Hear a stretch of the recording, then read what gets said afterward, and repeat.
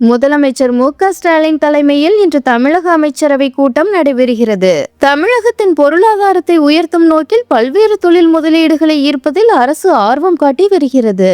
முதலீட்டாளர்கள் மாநாடு நடத்தி தொழில் நிறுவனங்களை ஈர்ப்பது, பல்வேறு வெளிநாடுகளுக்கு சென்று நிறுவனங்களை சந்தித்து தொழில் முதலீட்டுக்கான புரிந்துணர்வு ஒப்பந்தங்களை மேற்கொள்வது என முதலமைச்சர் மு.க.ஸ்டாலின் களப்பணியாற்றி வருகிறார். இதன் பலனாக பல நிறுவனங்கள் தமிழகத்தில் முதலீடு செய்து தொழிற்சாலைகளை நிறுவியுள்ளன.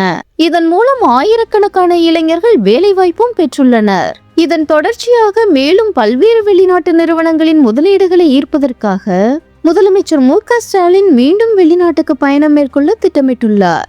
அதன்படி ஜெர்மனி மற்றும் இங்கிலாந்து ஆகிய நாடுகளுக்கு வரும் செப்டம்பர் மாத தொடக்கத்தில் அவர் செல்ல இருக்கிறார். இந்த நிலையில் முதலமைச்சர் மு.க.ஸ்டாலின் தலைமையில் இன்று அமைச்சரவை கூட்டம் நடைபெற உள்ளது.